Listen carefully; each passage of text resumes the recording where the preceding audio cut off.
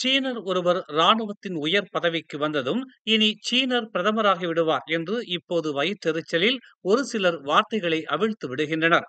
அப்படியானால் மலேசிய வரலாற்றில் முதன் முறையாக மலேசிய கடற்படையின் தலைமை தளபதியாக உயர்ந்த பொறுப்பில் இருந்தாரே ஒரு தமிழரான தான்ஸ்ரீ டத்துஸ்ரீ கே தனபாலசிங்கம். அவரை தெரியுமா இந்த உளறு வாய்களுக்கு? இவர்கள் சொல்கிறபடி பார்த்தால் அவர் பிரதமராகி இருக்கலாமே.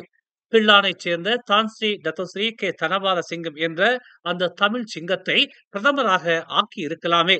அவரை ஏன் பிரதமராக ஆக்க முடியவில்லை? அவர் ஏன் பிரதமர் ஆகவில்லை என்று ஓம்ஸ் அறவாரிய தலைவரும் மலேசிய அறிவா சங்கத்தின் தோற்றுநருமான ஓம்ஸ் பா தியாகராஜன் கேள்வி எழுப்பியுள்ளார். பிள்ளானைச் சேர்ந்த தான்ஸ்ரீ டத்துஸ்ரீ கே தனபாலசிங்கம் சுதந்திர மலேசியாவில் கடற்படையின் முதல் தலைமை தளபதியாக பொறுப்பேற்றவர். 1955 அப்போதைய பிரிட்டன் அரசு கடற்படையின் கடற்படை அதிகாரியாகவும் அதன் பின்னர் முறையான பயிற்சிக்கு பிறகு 1958 இரண்டாவது லெப்டினன்டாகவும் அவரை நியமித்தது. அதன் பின்னர் 1960 மலேசியா திரும்பியதும் போர்டிக்சனில் உள்ள பெடரல் ராணுவ கல்லூரியில் கேடட் பயிற்சியாளராகவும் 1963 அப்போதைய தீபகற்ப மலாயாவின் அரசு பாதுகாப்பு அமைச்சின் கடற்படை இயக்குநராகவும் பணியாற்றினார். 1967 டிசம்பர் 1 மலேசியாவின் கடற்படைக்கு தலைமை தளபதியாக பொறுப்பேற்றார். அதுவரையில் மலேசிய கடற்படையின் தலைமை தளபதியாக பிரிட்டிஷ் நாட்டைச் சேர்ந்தவர்களே பதவி வகித்த நிலையில் நாட்டின் பாதுகாப்பை உறுதிப்படுத்தும் முப்படைகளில் ஒன்றான கடற்படையில் தலைமை தளபதியாக நியமிக்கப்பட்ட முதல் மலேசியராக தான்ஸ்ரீ டத்துஸ்ரீ கே தனபாலசிங்கம் விளங்கினார் என்று ஓம்ஸ் பா தியாகராஜன் சுட்டிக்காட்டினார். கடல் படையை சுமார் 8 வருடங்கள் தனது ஆளுமையால் கட்டி காத்தார் தனபாலசிங்கம். அவர் பிரதமராக வந்திருக்கலாமே, ஏன் வரவில்லை? ஆனால் இன்னும் 40 வருடங்களில் சீனர் பிரதமராகி விடுவார் என்று பயப்பட்டு பேசுகிறீர்கள் என ஓம்ஸ் பா தியாகராஜன் சாடினார். மலேசிய சீனரான ஜானி லிம் என்பவர் தற்போது ஆயுதப்படையின் லெப்டினன்ட் ஜெனரலாக பதவி உயர்வு பெற்றுள்ளார். இதுதான் இப்போது பலரின் வயிற்றில் புலியை கரைத்திருக்கிறது. அதிலும் பாஸ் கட்சி கடுமையாக தங்கள் விமர்சனத்தை முன்வைத்திருக்கிறது. 1958 மலேசியாவின் பிரதமராக கம்போங் சுங்கைபாருவில் பிறந்த சீன வம்சாவளியான ஜானி லிம் பிரதமராவார் என சுங்கைபுலோ பாஸ் கட்சியின் தலைவர் ஜகாருடீன் முகமது கருத்து தெரிவித்துள்ளார்.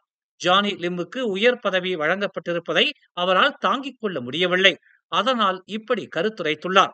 எனவே ஹரியவாங்கின் மருமகனான அவரின் கூற்றுப்படி பார்த்தால் தமிழரான தான்ஸ்ரீ டத்துஸ்ரீ தனபாலசிங்கமும் பிரதமர் ஆகியிருக்கலாமே என்று ஓம்ஸ் பா தியாகராஜன் கேள்வி எழுப்பினார்.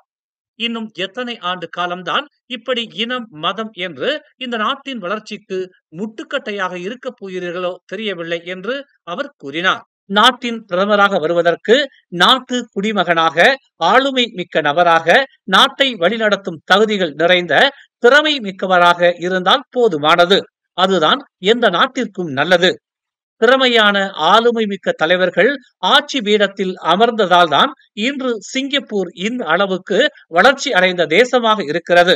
அப்படியான ஒரு சூழல் நம் தேசத்தில் அமைவதில் ஒன்றும் தவறில்லை என்று ஓம்ஸ் பா தியாகராஜன் கூறினார். உங்கள் அரசியல் விளையாட்டை வேறு எங்காவது விளையாடுங்கள். நேரம் போகவில்லை என்பதற்காக இந்த அழகான தேசத்தில் பல்லின மக்களும் ஒன்றாக வாழும் கூட்டத்திற்கு மத்தியில் வந்து குப்பைகளை கொட்டாதீர்கள். மலாய்க்காரரோ சீனரோ இந்தியரோ யாராக இருந்தால் என்ன, திறமை மிக்கவர் நம் தேசத்துக்கு தேவை என்று சொல்வதுதான் ஒரு சிறந்த குடிமகனுக்கு அழகு. திறமை இல்லாவிட்டாலும் என் ஆளுதான் தேவை என்றால் அதைவிட முட்டாள்தனம் எதுவும் இல்லை என்று ஓம்ஸ் பா தியாகராஜன் கூறினார். அப்படி நீங்கள் ஆளும் மாநிலங்கள் இப்போது எந்த நிலையில் இருக்கிறது? உங்களால் பினாங்கு மாநிலத்தோடு போட்டி போட இயலுமா? இன்று பினாங்கு எங்கே? உங்கள் மாநிலங்களின் நிலை எங்கே? வெறும் இனம் மதம் என்று குட்டிச்சுவற்றுக்குள் இருந்து கொண்டு நீங்கள் ஆளும் மாநிலங்களையும் அதே போல் வைத்துள்ளீர்கள். அதுதான் உண்மை என்று ஓம்ஸ் பா தியாகராஜன் தெரிவித்தார். கிளந்தான் திரங்கானு மாநிலங்களின் மக்களின் நிலையை போய் பாருங்கள். அவர்கள் எவ்வளவு அவதிப்பட்டுக் கொண்டிருக்கிறார்கள் என்பது உங்களுக்கு புரியும். சரி, சீன வம்சாவளி இந்திய வம்சாவளியைச் சேர்ந்தவர்கள் பிரதமராக வரக்கூடாது என்பதுதான் உங்கள் நிலைப்பாடு என்றால், சுமார் 25 ஆண்டுகள் இந்த நாட்டின் பிரதமராக இருந்தாரே இந்திய வம்சாவளியைச் சேர்ந்த மகாதீர், உங்கள் கண்ணில் மிளகாயை தூவிவிட்டு தொடர்ந்து நாற்காலியை விட்டு நகராமல் இருந்தாரே, அது உங்களுக்கு உரைக்கவில்லையா? அவரை மட்டும் ஏன் இவ்வளவு காலம் பிரதமராக வைத்து அழகு பார்த்தீர்கள்? அவரை ஏன் யாரும் எதிர்க்கவில்லை என்று ஓம்ஸ்பா தியாகராஜன் கேட்டுக்கொண்டார். பெரிய கேவலம் என்னவென்றால், தற்போது உங்கள் குழுவுக்கு ஆலோசகராக இந்திய வம்சாவளியைச் சேர்ந்த மகாதீர் குட்டி எனும் மகாதீரைத்தான் நியமித்துள்ளீர்கள். இது எதற்காக என அவர் கேள்வி எழுப்பினார். மகாதீர் உங்களை எல்லாம் ஆட்டி படைத்தாரே, அப்போது ஏன் பேசவில்லை? அதை ஏன் விட்டு வைத்தீர்கள்? அந்த லட்சணத்தில் இருக்கிறீர்கள் என்று ஓம்ஸ்பா தியாகராஜன் கூறினார். எனவே வீணாக உங்கள் அரசியலை நிலைநிறுத்த வேண்டும் என்பதற்காக இது போன்ற வீண் வாதங்களை எல்லாம் வைக்காதீர்கள் என்று அவர் வலியுறுத்தினார். உலகின் மற்ற நாடுகளில் என்ன செய்கிறார்கள் என்பதை பாருங்கள். சிங்கப்பூரில் இந்திய வம்சாவளியைச் சேர்ந்தவர் அதிபராக இருக்கிறார். அங்கு இதற்கு முன்னர் ஒரு மலாய்க்கார பெண்மணிதான் அதிபராக இருந்தார்.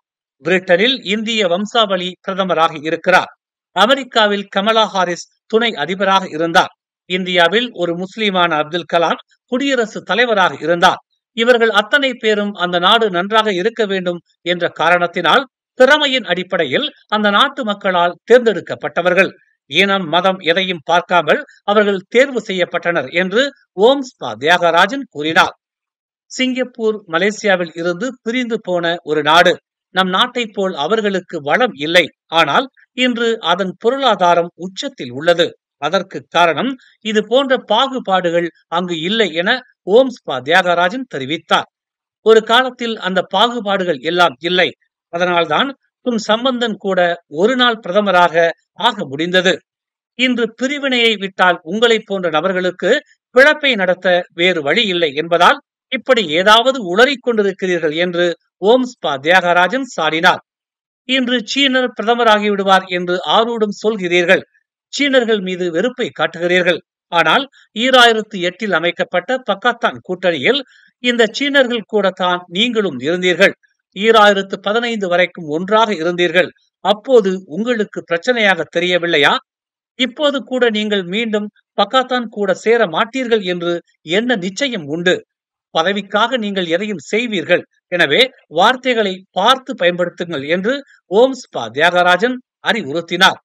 அதேபோல் இந்த விவகாரம் குறித்து PKR கட்சியின் இளைஞர் பிரிவு தலைவர் கமீல் முனீம் கண்டனம் தெரிவித்திருப்பது பாராட்டத்தக்கது என்றும் அவருக்கு நன்றியை தெரிவித்துக் கொள்வதாகவும் ஓம்ஸ்பா தியாகராஜன் கூறினார்.